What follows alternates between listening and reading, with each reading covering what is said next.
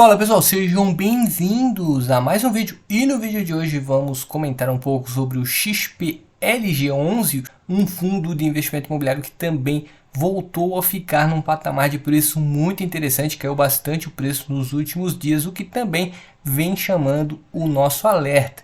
Mas antes, caso você seja novo por aqui, eu aproveito para deixar o convite para se inscrever aqui no canal Guilherme Invest e acompanhar a carteira de investimentos do canal, para que juntos a gente possa interagir e alcançar a nossa tão sonhada liberdade financeira. Peço também que você já deixe o seu like aí no vídeo, pois vai ajudar ao vídeo chegar a investidores que possam ter interesse nesse tipo de conteúdo. Bom, e sem mais enrolação, eu peguei aqui a cotação atual do XPLG11, que está sendo negociado por mais ou menos R$ 93,24, e pegamos a cotação em um parâmetro de mais ou menos 6 meses, e notem que realmente caiu bastante o preço da cota do XPLG11, onde chegou a ser negociado bem próximo dos R$ 110. Hoje caiu aí bastante, está bem próximo dos 93, e considerando o valor patrimonial da cota atual do XPLG11, que é de R$ 114,32, temos um preço sobre o valor patrimonial de 0,82, ou seja, um deságio de cerca de 18%.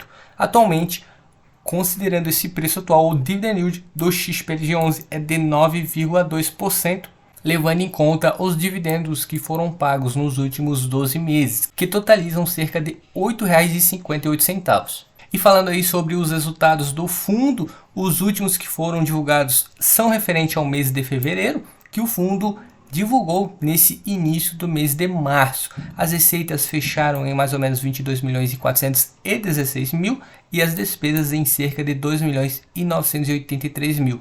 Em geral, estão aí dentro da média. As despesas foram um pouquinho menor do que era esperado e os resultados fecharam em cerca de 19.432.000.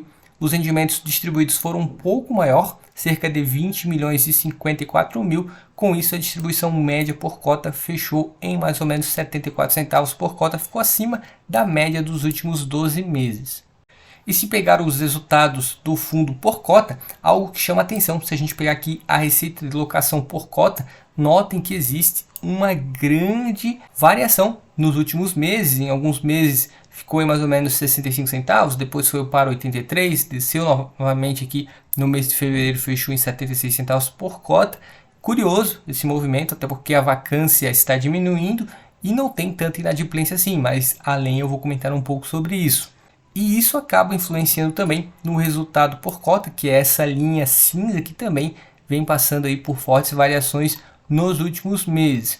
Um fator positivo é que a distribuição por cota está mais ou menos estável. Isso parece ser realmente uma estratégia do fundo. Quando o resultado é um pouco melhor do que esperado, o fundo retém uma parte desse resultado no caixa para quando o resultado for um pouquinho mais abaixo, realizar uma distribuição complementar utilizando esse caixa que arrecadou nos momentos em que os resultados foram maiores. E atualmente, se a gente pegar os últimos meses, a distribuição por cota segue crescendo aos poucos.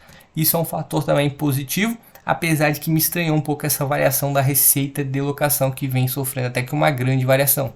Agora, olhando aí o histórico do valor de mercado e o valor patrimonial da cota, a gente percebe que o valor patrimonial da cota só segue crescendo, e isso é algo esperado desse setor imobiliário, e isso é o que está acontecendo com o XPLG11. Aos poucos, o patrimônio do fundo segue valorizando cada vez mais, e isso também acontece com o valor patrimonial da cota. Já o valor do mercado, esse sim tem bastante variação, tem momentos aí que o preço ficou bem acima do valor patrimonial, atualmente está bem abaixo. Ao meu ver, quando essa linha azul forte está abaixo da azul fraca, pode se tratar de bons momentos para comprar um fundo imobiliário. Agora, falando aí sobre a carteira do fundo, temos aqui o portfólio, onde cerca de 92% do patrimônio total é investido nos imóveis. Cotas de outros fundos imobiliários representam cerca de 6% e as aplicações financeiras, que é basicamente o caixa, representam cerca de 2%. Lembrando que é um fundo que tem um patrimônio líquido de mais de 3 bilhões de reais. Sobre os contratos, mais ou menos 68% são contratos atípicos e 32% são contratos típicos. Agora, olhando mais detalhadamente para os locatários, depois desse último problema que tivemos com uma grande varejista do mercado, é sempre interessante avaliar quem são os locatários de cada fundo. e também avaliar a questão da diversificação da carteira em geral. Olhando os imóveis, essa carteira está até que bem diversificada, tem aí uns 3, 4 que tem os maiores aluguéis, considerando a receita. A Leroy Merlin e a Via Varejo são realmente os dois maiores, e tem também aqui a B2W, que faz parte do grupo Lojas Americanas, que tem aluguéis também com o XPlog e representam cerca de 4% da receita total. Mas em geral, mesmo se o XPlog perder aí um grande locatário, não vai até que pesar tanto assim. Eu diria que talvez os dois maiores pesem um pouco, mas não existe nenhuma expectativa de inadimplência ou até mesmo de vacância por enquanto desses grandes locatários. Sobre o setor de atuação, obviamente a maior parte é o comércio varejista, material de construção também tem aí uma representatividade até que grande por conta da Leroy Merlin, e os demais setores são menos relevantes. Sobre os contratos de locação, todos os contratos são corrigidos por algum indexador, sendo que mais ou menos 75% é corrigido pelo IPCA e 23% pelo IGPM. Normalmente a maior parte desses contratos são corrigidos no final do ano. Uma parcela aí foi corrigida em janeiro, em abril tem mais alguns, maio também. Mas realmente a receita deve aumentar lá no final do ano, que a maior parte dos contratos vão ser corrigidos aí em novembro, dezembro, outubro. Sobre os vencimentos, a grande maior parte tem vencimento também depois de 2025, isso pode deixar o investidor de longo prazo mais tranquilo.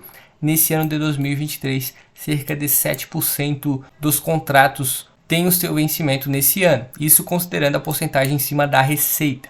E falando um pouco aí sobre a vacância, temos aí também uma boa notícia, que a vacância, se a gente pegar o período de mais ou menos um ano, aos poucos foi diminuindo e atualmente está em cerca de 6,8%. A expectativa é que realmente diminua essa vacância, pelo menos é o que a gestora vem trabalhando para conseguir fazer, mas vamos acompanhar os próximos relatórios mensais para verificar se isso realmente vai acontecer.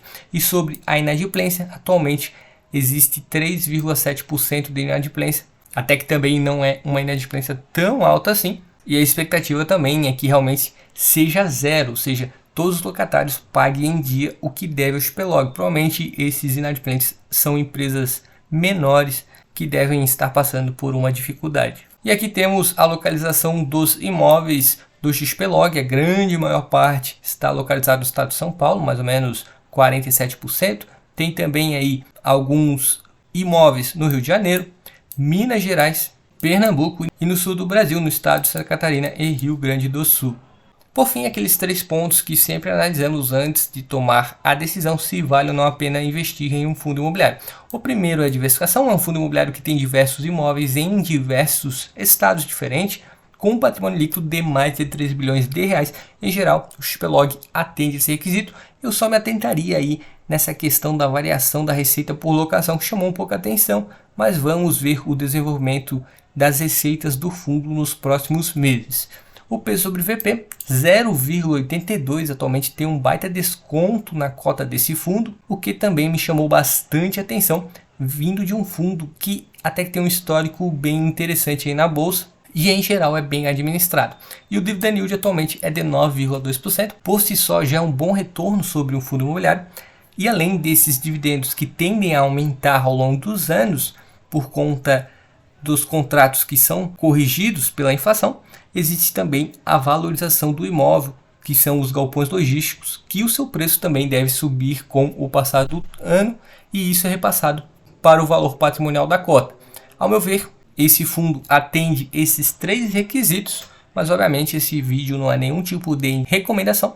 Cabe a cada investidor analisar e avaliar se vale ou não a pena investir. Bom pessoal, eu espero sinceramente que todos tenham gostado desse vídeo. Caso você seja novo por aqui, eu deixo novamente o convite para se inscrever aqui no canal Guilherme Invest e acompanhar os vídeos semanais que eu posto aqui no YouTube. Peço também que você já deixe o seu like aí no vídeo, pois vai ajudar o vídeo a chegar a investidores que possam ter interesse nesse tipo de conteúdo. Agradeço a todos que tenham assistido, um forte abraço e até o próximo vídeo.